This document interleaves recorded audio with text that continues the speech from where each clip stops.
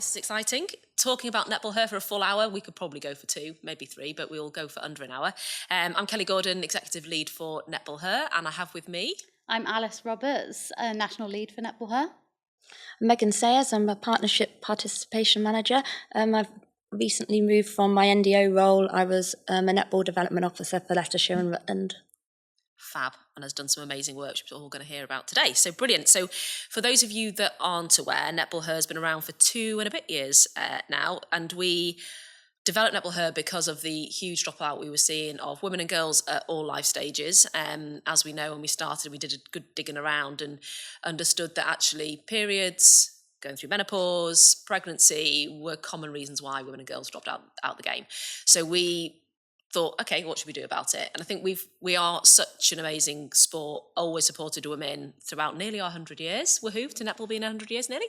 And thought we need to do something about this. We need to support women and girls at those stages so they stay in the game, most importantly, and also feel even more supported than they already do.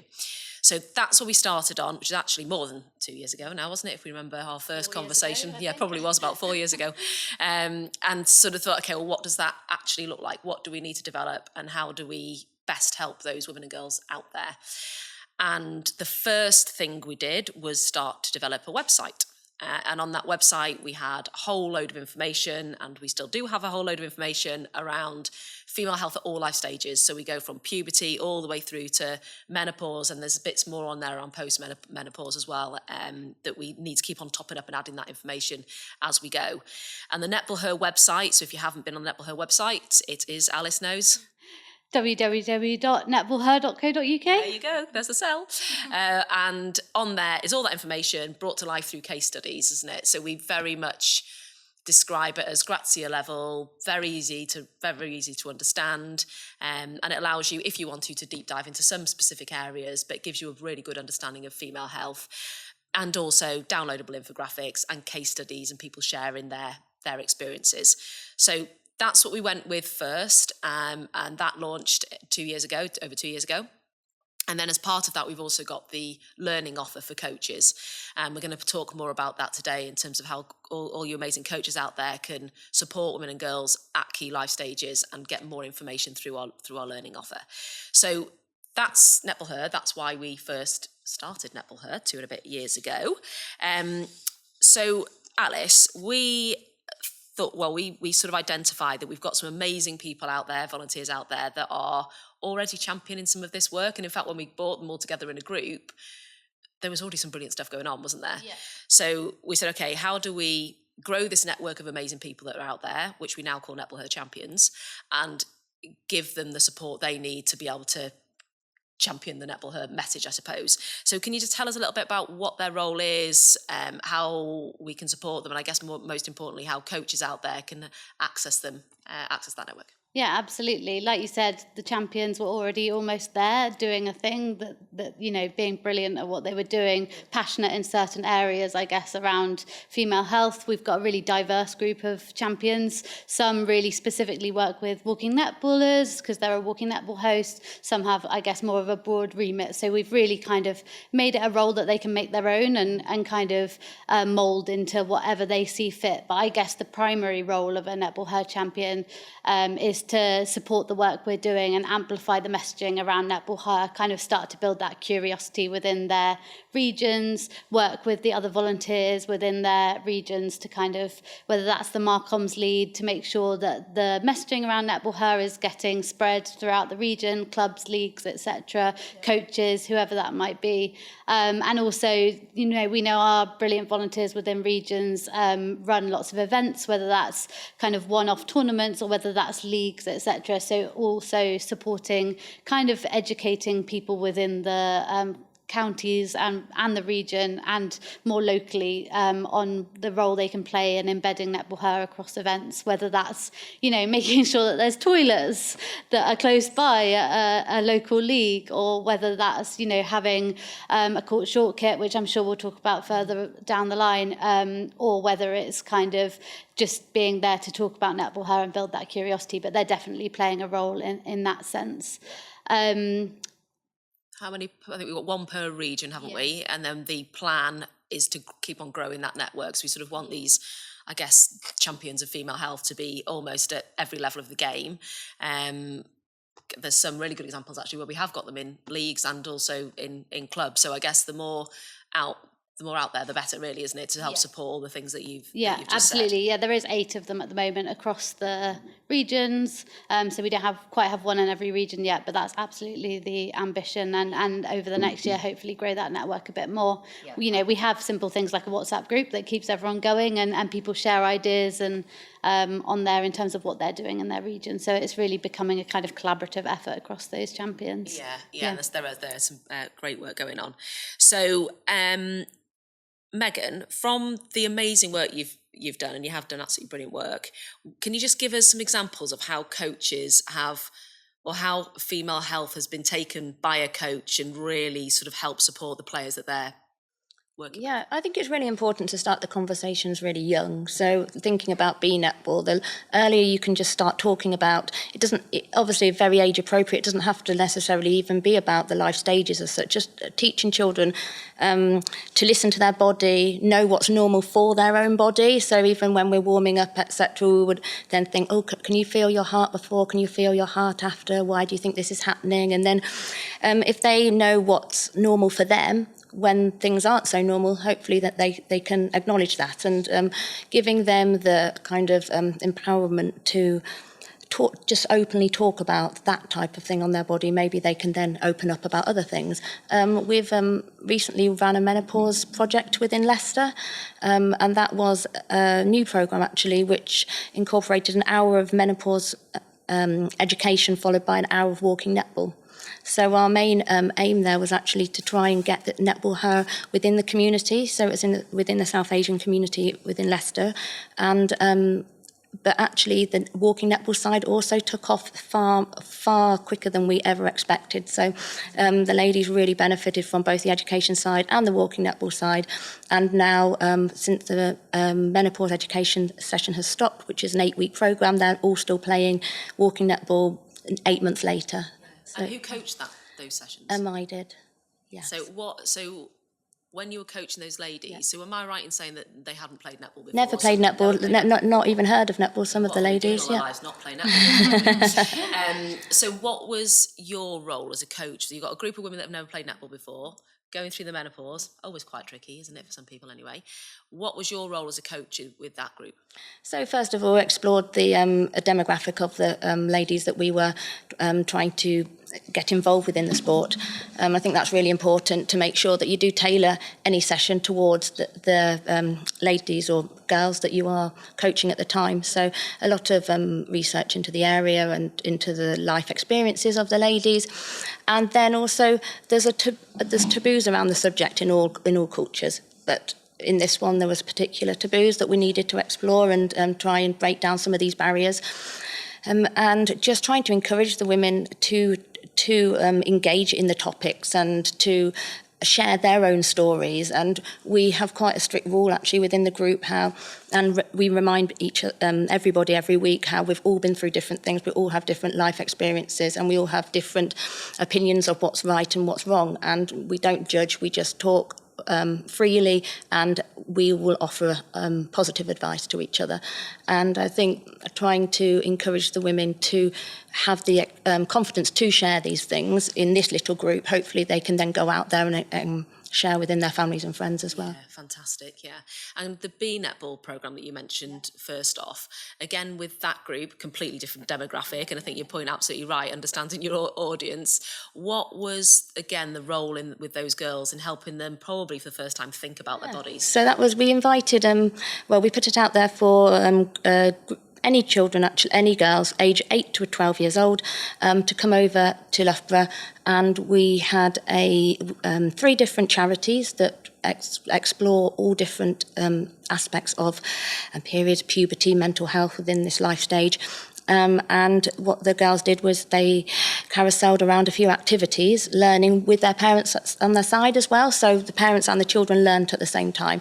And it was free sessions where they could just ask any questions, went through different topics, and it was just made into a really fun, safe environment. At the start, you could see the children were probably slightly, their parents were there. They were listening to what they were saying. But then we dove. One of the charities got these bracelet making sets out, which was such a fun activity. Actually, they all had to think about something that might help them when they're on their period. So, we had dogs' names, we had pizza, we had chocolate, we had some threats to people, like somebody is Mardy, keep away. So it was, yeah. But after that, you could see they really took pride in these bracelets actually, and they'd put them around their water bottles when we went to do our netball afterwards.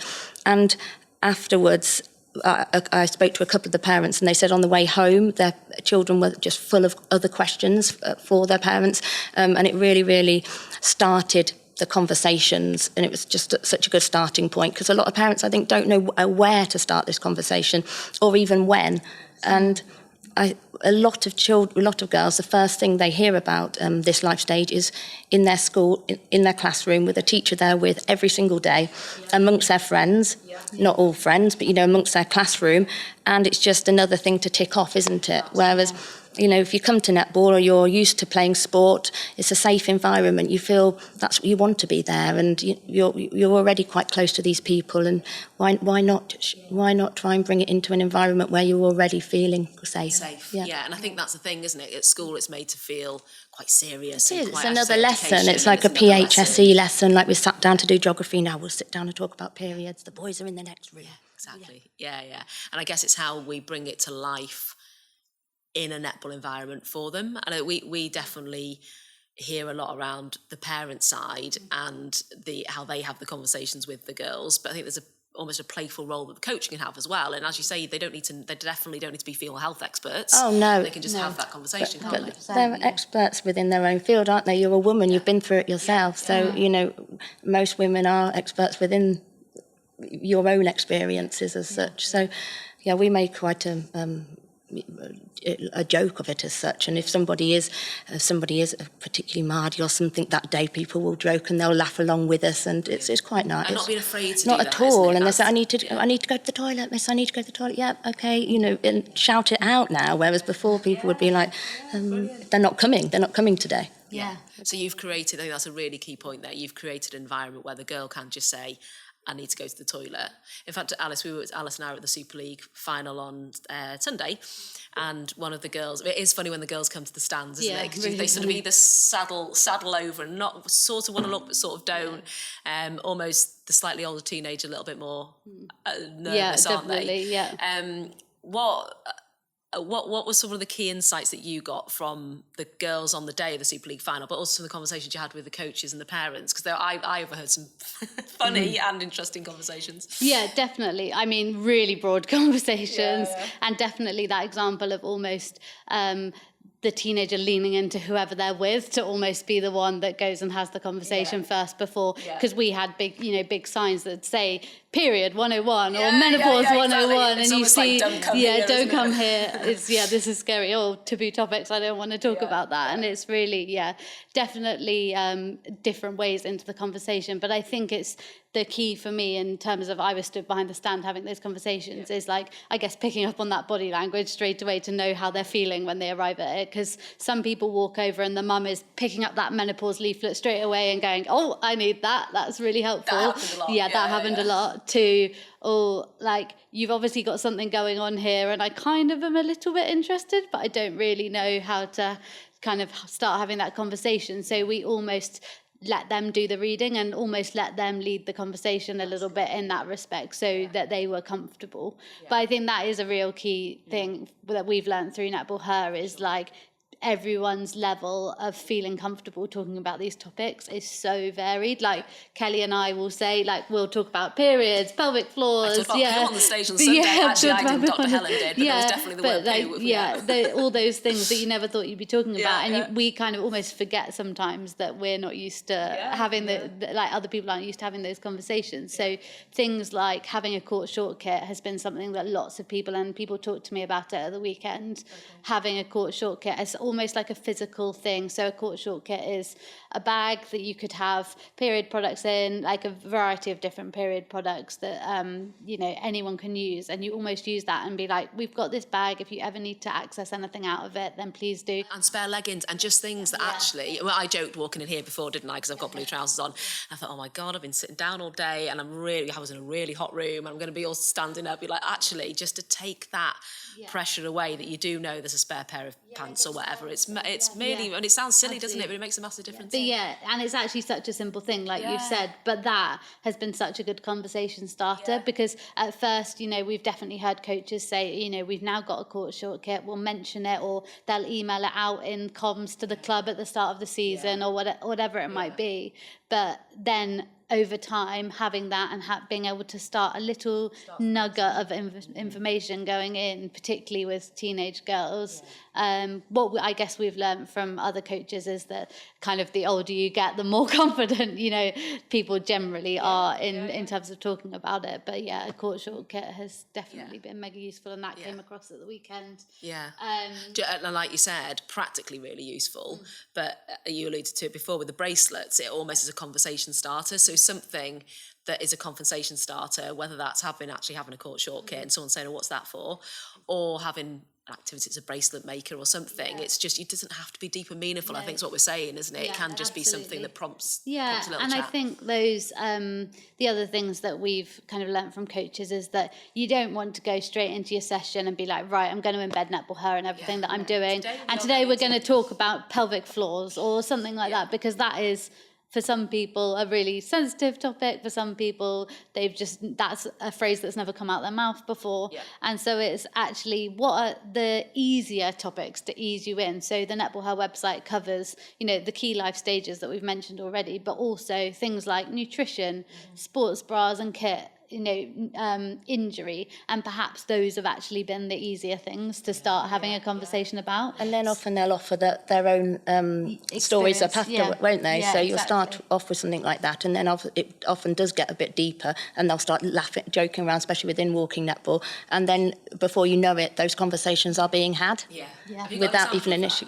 Well, we had one with sports bras before, so we've got the NETBALLHer flyers with the sports bras, and they were having a real laugh about the sports bras, and have you got them big enough for me, and etc. And then talking about running around, and then I can't run fast these days because I'll wee myself. And then they went into the pelvic floor, and then we went into exercises that can help the pelvic floor. And then after that, at the end of every session, we incorporated those exercises within our cool down, and then we'd joke about, why you need to do this, don't you? So and that, in terms of the role of a coach, I guess that's just listening out for those cues, isn't it? They're saying that amongst themselves, and how you don't make a necessarily big deal of it, because actually a lot of this is they self-help themselves, don't they? And each other. They're there. They're all a lot of the ladies are going through this together, aren't they?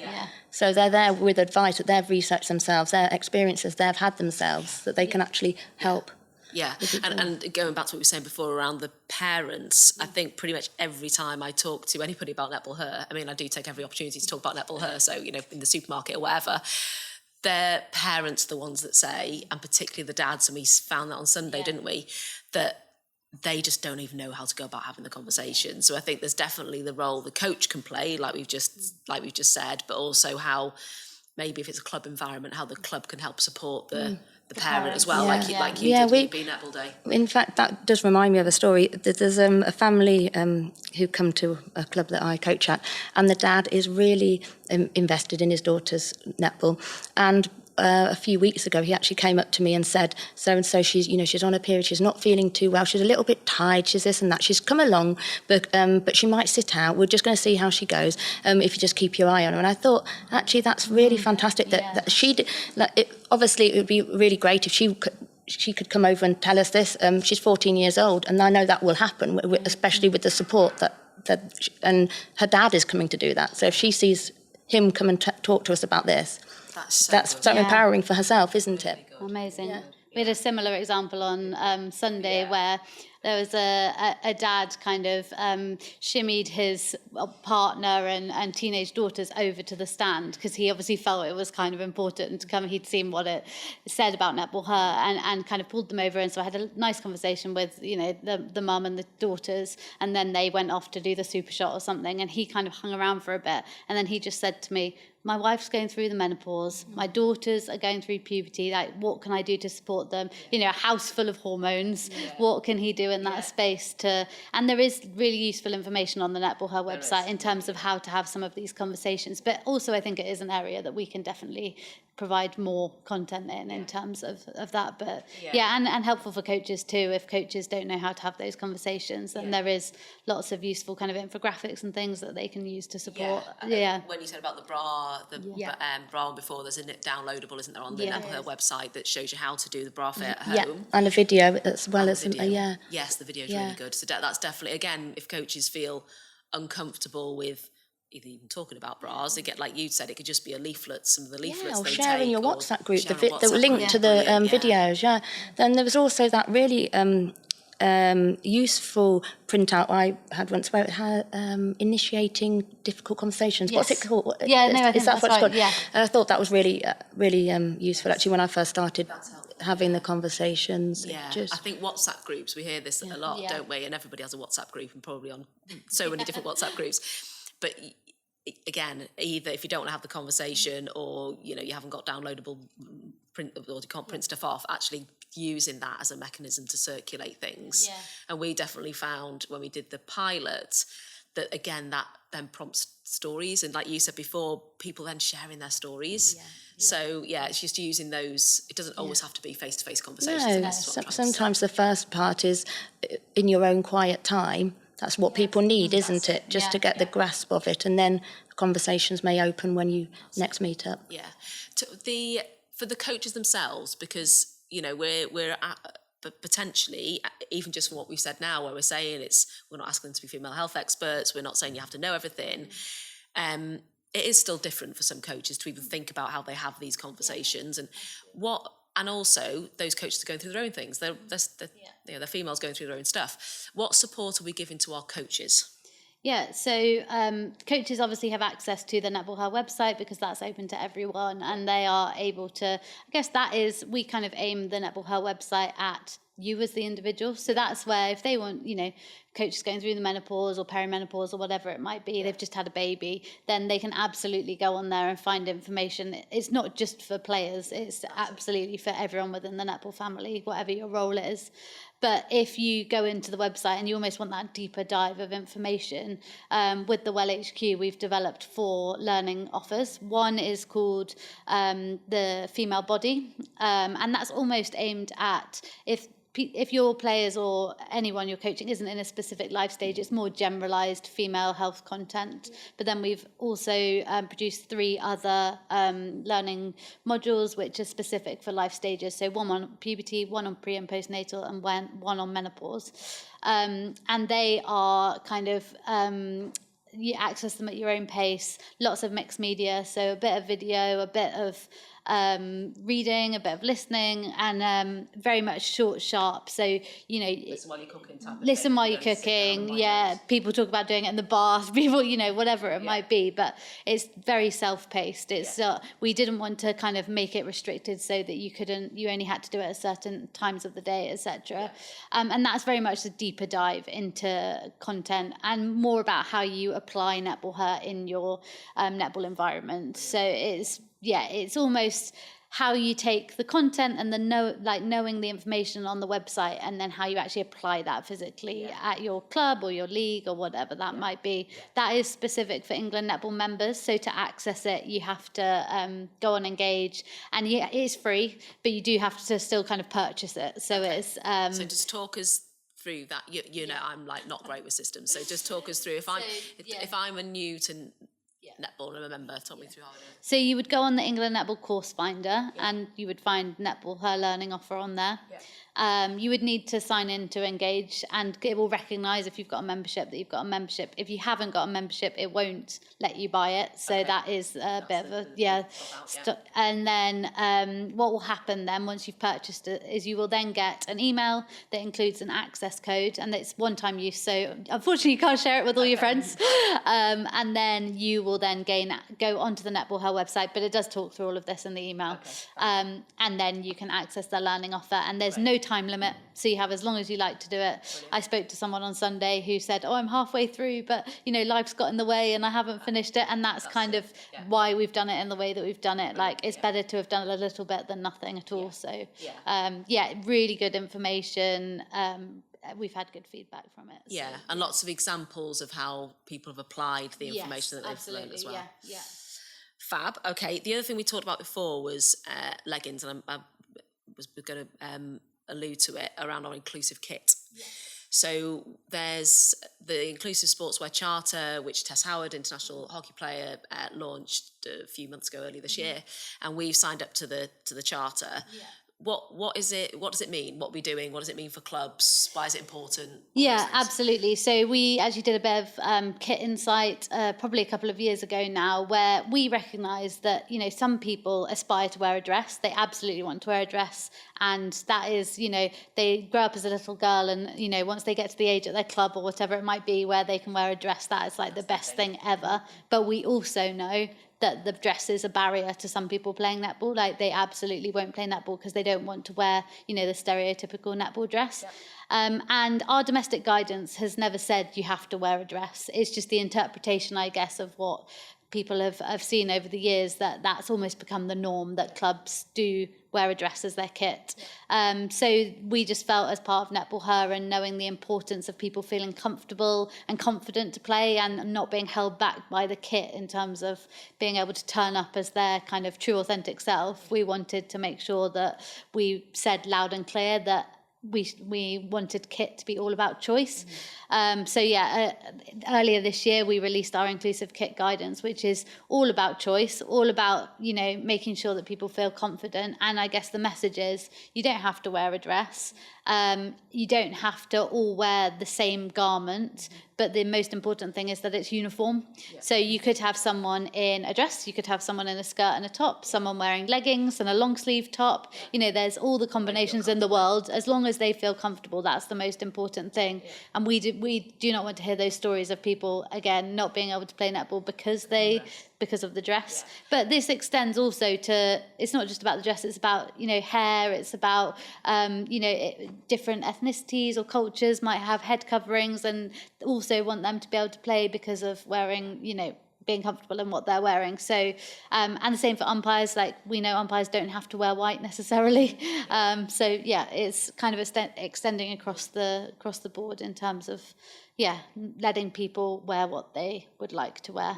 And the education piece again. And the education, that actually it's not mandatory to wear a dress. You can have different options, but giving them the support for what that looks like. And from a coach's perspective, I guess this is where the role of influence comes in for a coach, is that often I'm sure coaches are wearing many hats at a club, but also are the ones that are talking to the players. And I guess it extends to training kit as well. Like, we don't want people to have to wear certain things at training. Like, they absolutely should be turning up comfortable in whatever they wear, as long as it's safe, I guess. That's probably the message we should say. And can play a role. We've had some really good examples of around sizing of kit as well. So we know that particularly teenage girls, if they think they're a size 8, they want to wear a size 8 dress. And we know, as grown adults, like, you go in one shop and it's one size, and another shop you're 2 sizes bigger, and it just doesn't make sense. And kind of the same goes for netball kit, unfortunately. And makes you feel a bit rubbish.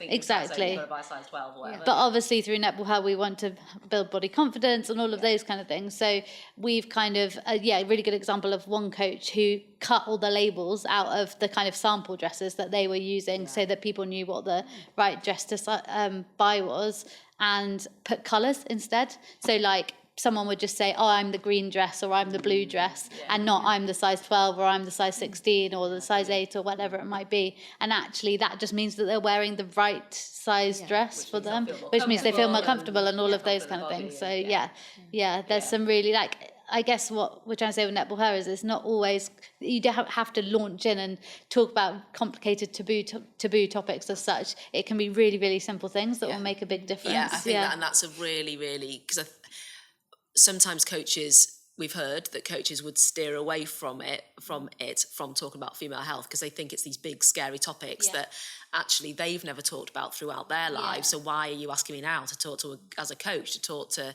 my players about these things that I've never talked about? And that isn't really what we're saying, is it? It's trying to, we're definitely thinking about this more around the curiosity. How do we just get, like you said before, just get the little girls curious and thinking about their bodies, thinking about how they're breathing and breathing in and breathing out.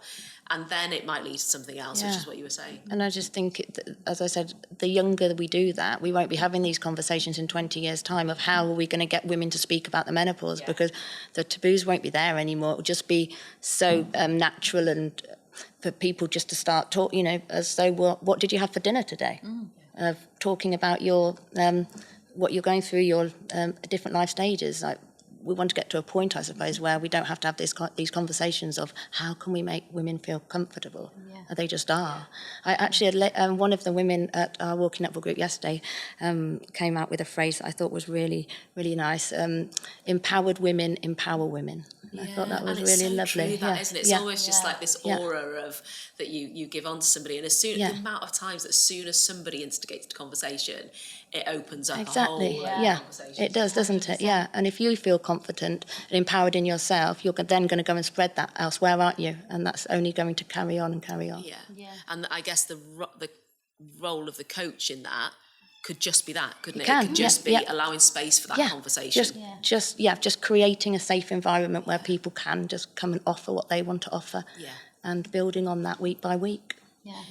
So in terms of moving forward and what our plans are now, so I guess we've sort of, what we've described there, and you've talked about being netball, and we've talked about walking netball, and female health being embedded and part of all of that, part of coach education, and also then be able to offer access learning offers.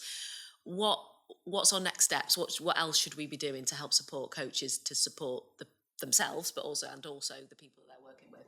Yeah, I think for me, it's more about more of those examples, people sharing, having a space where coaches can share their learnings around trying to apply Netball Her in their setting, because we know there's so many different ways that people deliver netball in England. There's so many different, they might be kind of 7 birds and a ball and a coach. How do you coach that versus you've got a club of 150 people and you're the kind of head coach in that whole situation, and you've almost got to, are you supporting all the coaches below you, or do you have a coach who's a champion in your club, or whatever that looks like? So for me, I guess we'd love to hear more stories of what coaches are doing to apply Netball Her in their setting, and even if it's just like we've talked about, how have you built curiosity? So I think that's the stage we're at the moment, is not necessarily the full-blown let's get all the education out there, all the infographics, but it's definitely and actually we just want more people to know about Netball Her. That's another of our challenges, is that we that's why we've got the champions. They're helping us and supporting us with that, but if we can have a network of coaches as well who are out there championing this and embedding it, that's definitely gonna help us as well. And I think that's the thing. It's we want people to know more about Netball Her, but what we mean by that is we want more people who are in netball feeling supported with their female health 100%. And go right back to where we started. Why is that important? Because women and girls go through a lot of change with their bodies, and actually the one place that hopefully they feel safe, and that's what you said before, Megan, they feel safe, is the sport that they love.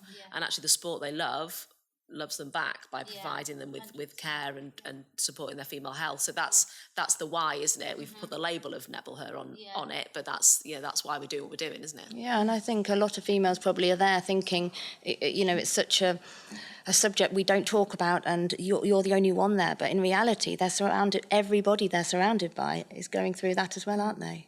I think it'd be really nice to get to a point where in clubs you have your key roles, you have your safeguarding officer, your treasurer, etc., to have a Netball Her champion within the key roles. That'd be quite nice, wouldn't it? Absolutely. And on that, I guess, of thinking about someone who, people feeling isolated, I guess, a little bit. We've got a coach in the Northwest who at first was so squeamish about talking about NETBALLHer and was kind of, would say, I just didn't ever grow up talking about these topics, but a brilliant coach. And actually now has got all the way through to having a tournament where every team is named after a menopause symptom. And we were on a call the other day and said vagina about 10 times in the call, and was laughing at herself, saying I never said this word so many times a month. So that's it. That is, that's the spectrum of people that we're, and the journey that some coaches have been on. But that particular coach has been on the journey with us for the last probably 3 or 4 years. So, we acknowledge that it's not going to happen overnight and people are not going to feel confident. And definitely a reality check for me on Sunday, that we talk about our echo chamber, don't we? We think that everybody knows what NETBALLHer is and why it's here to support people and why coaches should be thinking about this when they're coaching. But actually on Sunday and in other environments we've been in, they're the people out there, they're the everyday woman and girl, and they haven't heard about NETBALLHer and they don't think about their female health. I mean, there's a stat of 80% of women don't understand their female health, female body, and that's the reality, isn't it? That's where we're at. So I guess it's just trying to meet the women where they are, whether they are a coach or whether they are the player, and just say, we're here to help and support you. And the reality is, as much as we would know, we would love to think that everybody has heard about NETBALLHer. They haven't, and we've still got quite a way to go, haven't we, with that? Yeah, absolutely. I think coaches are quite an important person to educate and help as well, aren't they? Coaches themselves, as lots of coaches are voluntary. They've got jobs in the day, they rush off to training, giving so much. Are they looking after their other coaches? So it'd be a nice way around it as well, to make sure coaches look after other coaches. Yeah, that's a really good point, Megan. How can we encourage that to happen? I suppose, first of all, it is the education, isn't it? Maybe something around offering the education side of the NETBALLHer course. Most coaches are England Netball members. They've got those resources there that they can just log on and access, but just don't know about it. So I suppose it's just raising the awareness there, and then educating them on how they can support each other. Yeah, really, really lovely point. Yeah. Okay, so we've covered quite a bit of ground. If you're a coach listening to this, what would be your top tip for a coach, either to take away themselves or to take away to put into coaching their coaching environment? I think my top tip for coaches would be to educate themselves a little bit first on their own life stage. So actually, what we've always said through NETBALLHer is, if we can't, understand ourselves, how can we be preaching to the choir to then go and understand someone else and talk to someone else's about their female body? So actually, that's absolutely where we started, was looking on the inside and going, okay, I think I need to learn more about myself before I, go and have this conversation. So I guess number one would go on the NETBALLHer website, have a read, find out. I'm sure there's a lot of information that people don't know out there, because we know the stats are horrific around people being educated about their bodies. And then just have a go, I think is my second bit. Little step.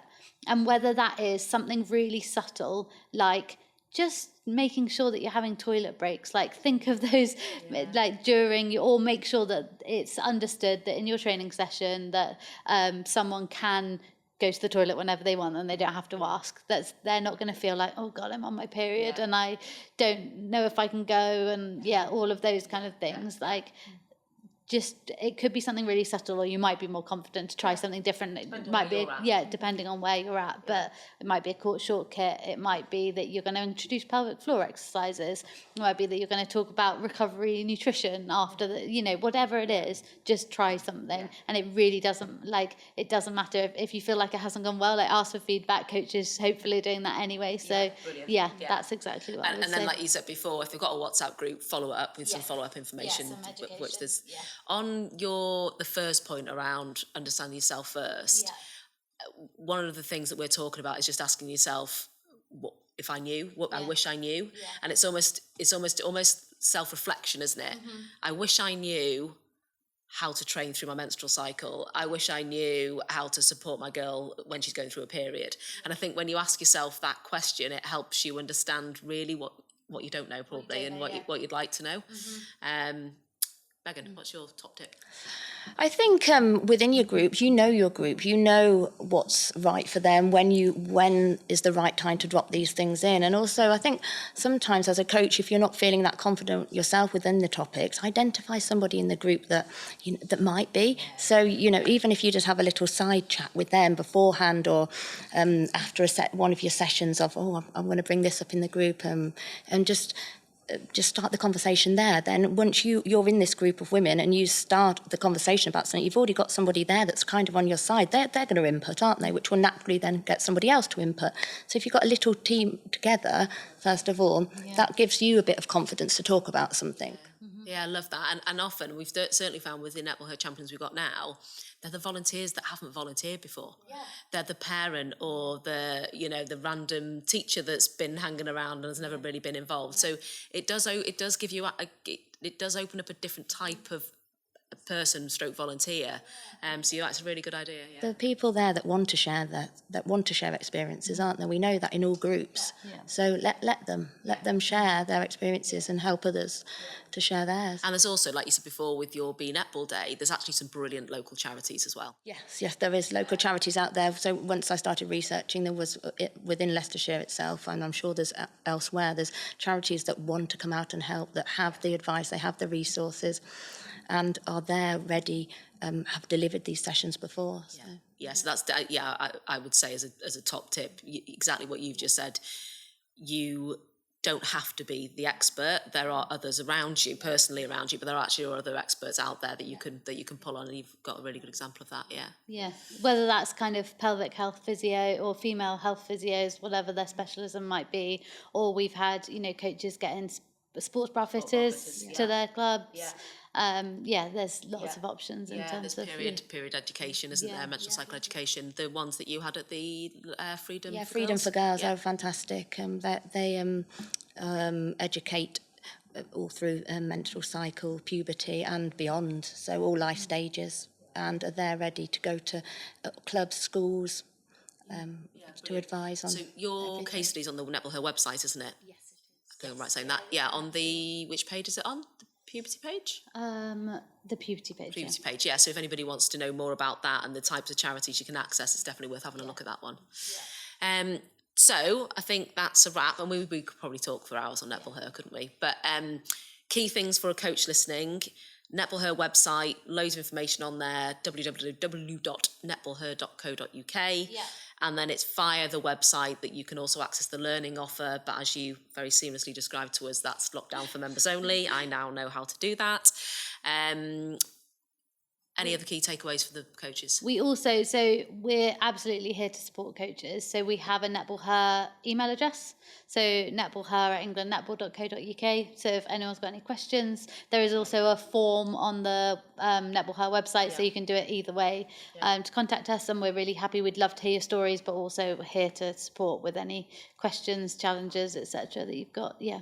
And sharing case studies, example, because there's absolutely no doubt that people are listening to this and already doing amazing stuff. So share those stories with us. As you said before, every environment's different.